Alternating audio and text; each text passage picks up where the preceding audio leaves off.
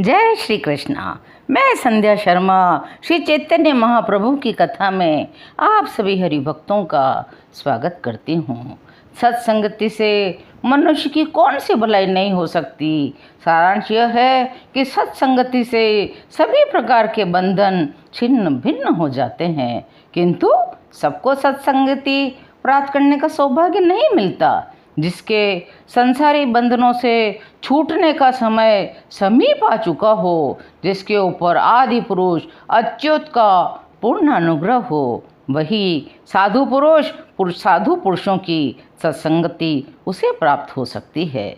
सार्वभौम भट्टाचार्य विद्वान थे, पंडित थे, शास्त्रज्ञ थे और वर्णाश्रम धर्म में श्रद्धा भी रखते थे। वे यथाशक्ति वैदिक कर्मों को भी करते थे। वे घर पर आए हुए साधु अभ्यागतों का प्रेम पूर्वक सत्कार भी करते थे, लेकिन अंदर ही अंदर प्रभु की प्राप्ति के लिए छटपटाते भी थे। वे भगवत कृपा के सर्वथा योग्य थे। मानो सार्वभौम का ही उद्धार करने के निमित्त प्रभु वृंदावन न जाकर पुरी पधारे और सबसे पहले सार्वभौम के घर को ही अपनी पद धूलि से परम पावन बनाया। उन भक्तों के अग्रगण्य सार्वभौम महाशय के चरणों में हमारा कोटि कोटि नमस्कार है। सार्वभौम के निमंत्रण को स्वीकार करके प्रभु उनके घर भिक्षा करने के लिए पधारे। सार्वभौम ने उन्हें श्रद्धापूर्वक भिक्षा करवाई। सन्यासी के योग्य जो स्वागत सत्कार होता है वह भी किया। अंत में अपना वात्सल्य भाव प्रकट करते हुए अत्यंत स्नेह के साथ कहने लगे, स्वामी जी, हमारी एक प्रार्थना है। आपकी अभी अवस्था बहुत कम है।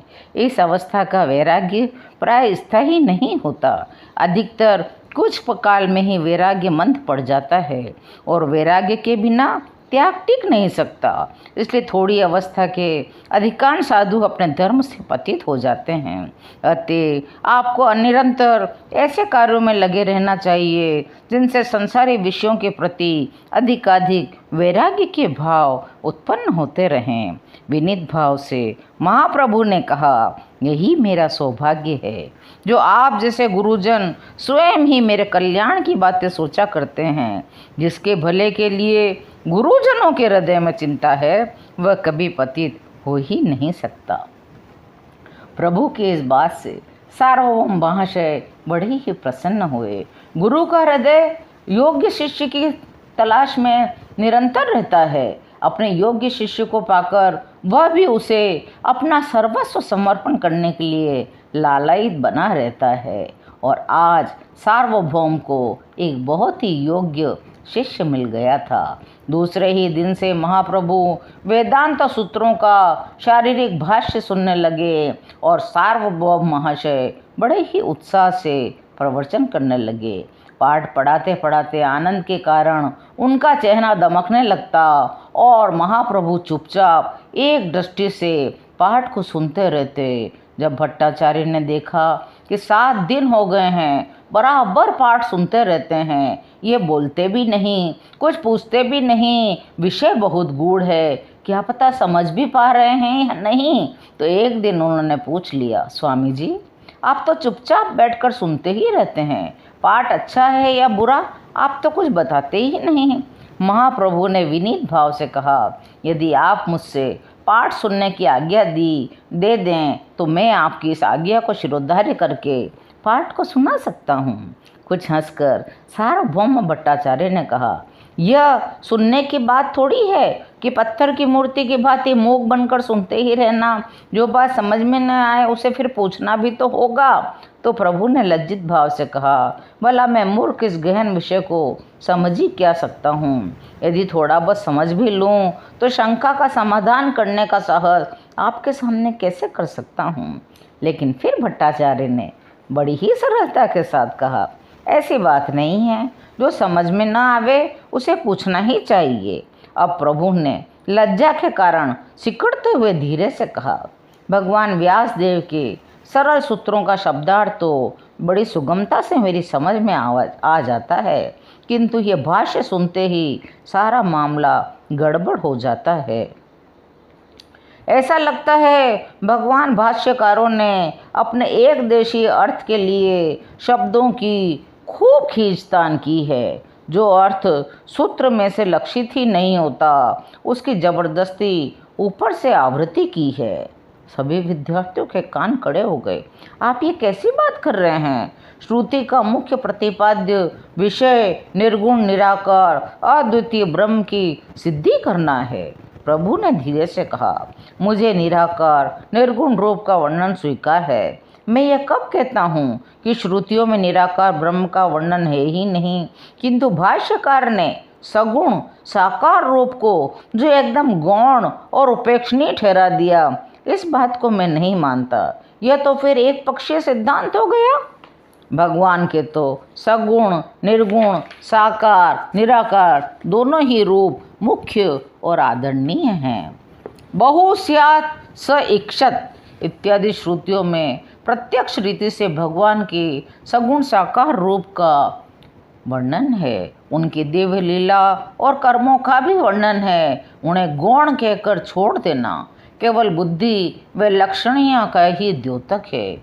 मेरी समझ में तो भगवान भाष्यकार ने केवल बुद्धि को तीक्ष्ण करने के अभिप्राय से ही ऐसी व्याख्या की होगी। सार्वभौम भट्टाचार्य ने कहा, भाई ये अपने घर की बात थोड़ी है। भगवान व्यासदेव जी के अभिप्राय को ही भाष्यकार ने स्पष्ट किया है। उन्होंने अपनी तरफ से कुछ थोड़े ही कहा है। तब प्रभु ने फिर मुस्कुराते हुए कहा, आपके सामने अधिक बोलना तो धृष्टता होगी, किंतु प्रसंगवश कहना ही पड़ता है। भगवान व्यासदेव के अभिप्राय को ठीक ठाक ही इन्होंने व्यक्त किया है। इसे हम कैसे कह सकते हैं? ये सभी के सभी पूज्य मान्य और आदरणीय महापुरुष है, इसलिए यही कहना पड़ता है। इन तीनों ने अपने अपने दृष्टिकोण से ठीक ही व्याख्या की है। इन सभी ने किसी एक विषय का ही प्रतिपादन किया है। इनमें से यही व्याख्या सर्वमान्य हो सकती है, इसे मैं नहीं मानता। सभी व्याख्याएं एक देशीय हैं।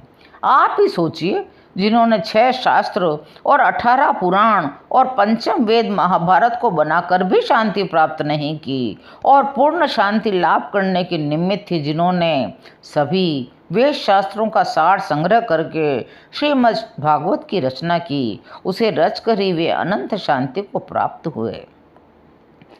तो अंत में वही भगवान व्यासदेव कहते हैं कि ब्रज में रहने वाले नंद आदि ग्वाल बालों के भाग्य की सराहना कौन कर सकता है, जिनके मित्र परम आनंद स्वरूप साक्षात सनातन पूर्ण ब्रह्म है। व्यासदेव इस बात का आग्रह करें कि नहीं, ब्रह्म का निर्गुण निराकार रूप ही यथार्थ है, से सभी कल्पित और मिथ्या हैं, तो यह तो बात को समझ में नहीं आती। श्री कृष्ण को सनातन पूर्ण ब्रह्म बताकर गांव के गंवार गोप ग्वालों के भाग्य की वे भूरी भूरी प्रशंसा कर रहे हैं। सार्वभौम ने कुछ क्षण सोचा, फिर कहा, तब तो भगवान शंकर के सारे सिद्धांत का खंडन हो जाता है। प्रभु ने कहा, इसमें खंडन मंडन की कौन सी बात है? बुद्धि भी तो भगवत प्रदत्त ही है। ये सब बुद्धि के चमत्कार हैं। हृदय की बात पूछिए तो यथार्थ बात क्या है? जो आयु भर अहम ब्रह्मास्मि, मैं ब्रह्म हूँ, मैं ब्रह्म हूँ, इसी सिद्धांत का प्रचार करते हुए अभेद भाव का प्रचार करते रहे, उन्हीं के मुख से एकांत में सुरसरी के तीर पर अश्रु बहाते हुए कुछ उद्गार अपने आप ही निकल पड़े थे।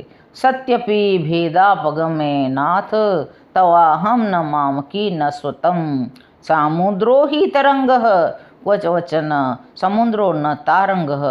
भगवान शंकराचार्य ने लिखा है, हे नाथ, चाहे तुम में और मुझ में, चाहे तुम में और जगत में भेद न हो, तो भी मेरे स्वामी मैं तुम्हारा हूँ, तुम मेरे नहीं हो। यद्यपि समुद्र में व तरंग में भेद न हो, तो भी लोग समुद्र की तरंग ऐसा ही कहते हैं।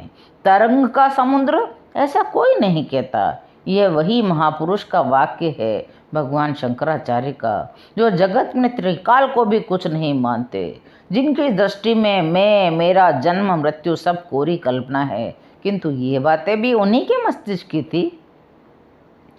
प्रभु के इस बात को सुनकर सार्वभौम ने कहा, हाँ हाँ, इस श्लोक का आप क्या अर्थ करते हैं, हमें भी तो सुनाइए। तब प्रभु ने कहा, मैं भला आपके सामने श्लोक की व्याख्या करने के क्या योग्य हूँ? यह तो काम आपका ही है। आप तो मुझे इसकी व्याख्या करके सुनाइए। जहाँ मेरी समझ में ना आएगा वहीं मैं पूछ लूँगा। सार्वभौम कुछ उत्तर देने में असमर्थ थे। अपने पांडित्य प्रदर्शन करने का उन्हें अवसर तो प्राप्त हुआ था, इसलिए हर्ष के साथ नाना प्रकार की शंकाओं को उठाते हुए, शास्त्रीय प्रमाण देते हुए इस छोटे से श्लोक आत्मा रामश्च मुनयो निर्ग्रंथा अप्ययुरुक्रमे कुर्वन्त्य हेतु किम भक्ति मितत् भूत गुणो हरिम, इस श्लोक की व्याख्या करके भगवान की मुख की ओर निहारने लगे। प्रभु ने उनकी भूरी भूरी प्रशंसा की। धन्य है आपके पांडित्य को। मैंने जैसी आपकी प्रशंसा सुनी थी उसका परिचय मैंने यहाँ आकर प्रत्यक्ष ही पा लिया। अत्यंत आश्चर्य के साथ वह सार्वभौम भट्टाचार्य कहने लगे, क्या कहा? मेरे अर्थों के सिवा और भी इसके अर्थ हो सकते हैं? यदि आप कर सकते हो तो सुनाइए। प्रभु ने फिर कहा, मैं क्या कर सकता हूँ? ऐसे ही आप गुरुजनों के मुख से मैंने इसकी थोड़ी बहुत व्याख्या सुनी है। अब महाप्रभु ने इस प्रकार की पांडित्यपूर्ण व्याख्या सुनाई कि सार्वभौम भट्टाचार्य के आश्चर्य का ठिकाना नहीं रहा। वे तो अपने आप को ही भूल गए। वे प्रभु की ओर ही देखते रहे। उन्होंने अपने हाथों की लाल रंगोली मोटी मोटी उंगलियों से प्रभु के दोनों अरुण चरण पकड़ लिए। रोते रोते पाही माम दक्ष माम कहकर स्तुति करने लगे। हे प्रभु, इस संसार रूपी अगाध समुद्र में डूबते हुए विषयासक्त मुझ अधम को अपने हाथों का सहारा देकर हे नाथ आप उबार लीजिए। हे गोविंद, हे दामोदर, हे माधव, मैं आपकी शरण में हूँ। इस प्रकार वे प्रभु की भांति भांति से स्तुति करने लगे। प्रभु के दर्शन मात्र से ही सार्वभौम भट्टाचार्य जी का पुराने से पुराना पाप क्षय हो गया। प्रभु ने उन्हें प्रेम पूर्वक उठाकर आलिंगन किया। प्रभु का आलिंगन पाते ही वे फिर मूर्छित होकर गिर पड़े और बड़ी ही देर तक सभी विद्यार्थी और महान लोग आश्चर्य और कुतूहल के सहित इस दृश्य को देखते रहे। आज की यह कथा यहीं विश्राम लेती है। शेष कथाओं को सुनने के लिए चैनल को सब्सक्राइब करिए और मेरे साथ प्रेम से बोलिए, हरे कृष्ण कृष्ण कृष्ण हरे हरे, हरे राम राम राम हरे हरे।